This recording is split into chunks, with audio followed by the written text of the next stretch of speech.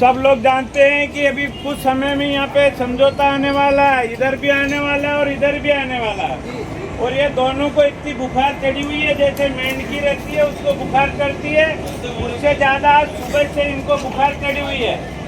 इधर पाठक को चढ़ी हुई है और उधर वो गुलाटी को बुखार चढ़ी हुई है। ये नहीं समझते हैं कि मजदूरों का शोषण एक सीमा तक ही कर सकते हैं, सीमा से बाहर जाकर के कोई भी किसी का शोषण नहीं कर सकता।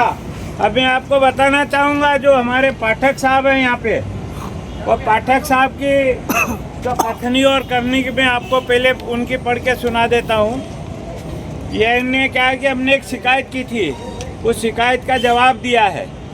वो शिकायत ये है, कार्यालय से प्राप्त शिकायत आवेदन के संबंध में उपरोक्त विषयांकित संदर्भित पत्र के साथ संलग्न आवेदन ग्रेसिम क्रांतिकारी कर्मचारी यूनियन नागदा हमारे कारखाने में कार्यरत नहीं है।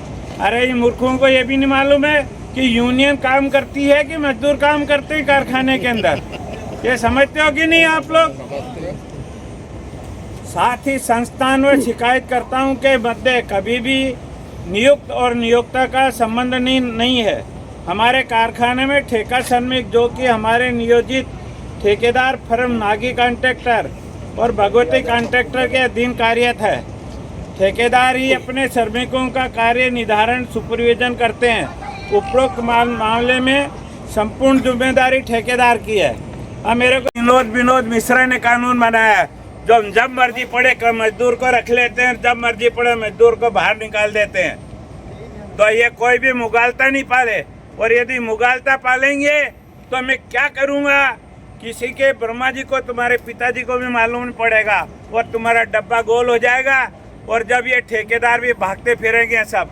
पिछले दिनों जब सुनने में आया था कि कारखाने के अंदर मैनेजमेंट बोले मजदूर मैनेजर को निकाल रहे तो मजदूर भर्ती कर लो, अरे पीछे से निकाल दो, आगे से निकाल दो। अरे क्या है, ठेकेदारों की क्या हैसियत है? क्या ठेकेदार कोई भी बता दे खड़े में ठेकेदार कि आज तक इनने एक भी मजदूर पे रखा है क्या?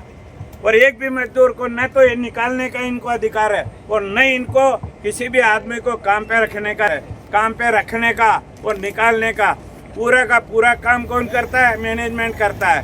और ठेकेदारों को खाली पेमेंट इसलिए कम पेमेंट देना पड़े, इसलिए ठेकेदार के माध्यम से मजदूरों का शोषण कर रहा है। ज़्यादा अपनी उससे अवकाश से बाहर में नहीं रहेगा तो हाई कोर्ट से पिटीशन करा के और यहाँ एबोलेशन की कार्रवाई करा करके इनका दिमाग ठंडा कर दूंगा।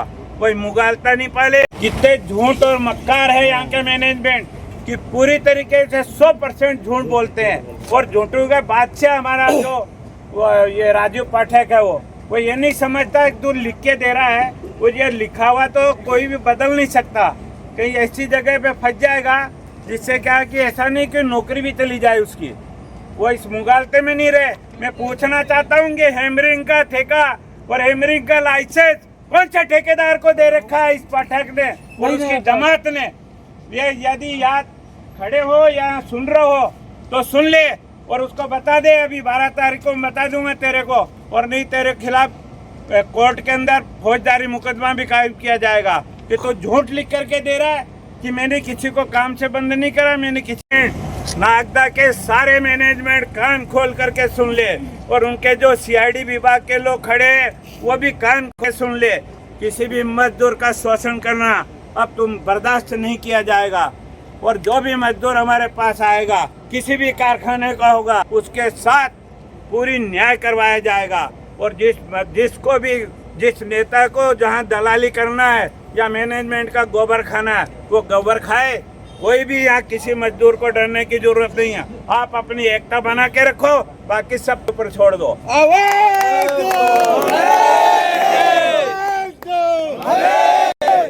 साथियों।